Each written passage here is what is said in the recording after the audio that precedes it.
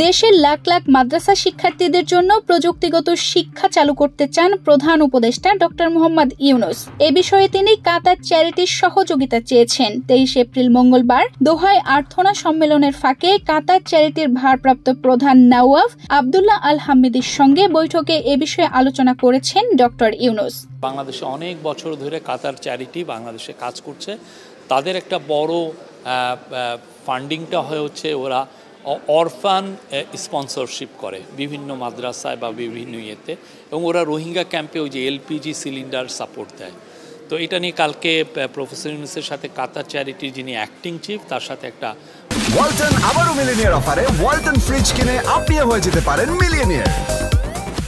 ভালো বৈঠক হয়েছে এবং প্রফেসর ইউনূস এখানে তাদেরকে বলেছেন তিনটা জায়গায় খুব স্পেসিফিক বলেছেন। এক হচ্ছে তারা যেন বাংলাদেশের মাদ্রাসাগুলোই যেন টেক এডুকেশনে সাপোর্ট করে।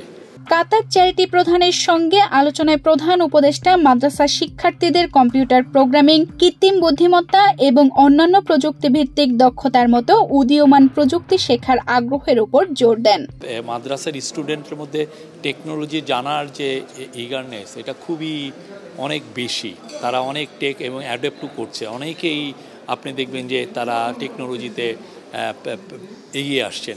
তো তাদের এখানে take education, AI education, soft computer programming এবং অন্যান্য টেক স্কিল যেগুলো আছে নতুন নতুন, সেগুলো যাতে ইম্পার্ট করা যায় মাদ্রাসাগুলোতে, সেটা হচ্ছে। প্রধান উপদেষ্টা বলেন, কাতার চ্যারিটি বাংলাদেশি মাদ্রাসাগুলোর সঙ্গে সরাসরি সম্পৃক্ত হতে পারে এবং তাদের পাঠ্যক্রমে প্রযুক্তি অন্তর্ভুক্ত করার প্রচেষ্টায় সহায়তা করতে পারে।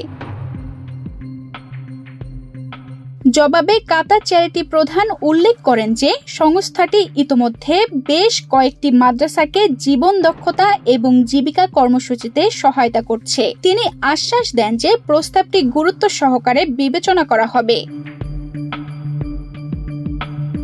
সংলাপে কক্সবাজারের রোহিঙ্গা শরণার্থীদের জন্য অব্যাহত মানবিক সহায়তা নিয়েও আলোচনা হয়। প্রফেসর ইউনূস কাতার চ্যারিটির প্রতি এলপিজি বিতরণ প্রচেষ্টা অব্যাহত রাখতে এবং শরণার্থীদের জন্য শিক্ষা ও স্বাস্থ্য সেবার ক্ষেত্রে সহায়তা বাড়ানোর আহ্বান জানান।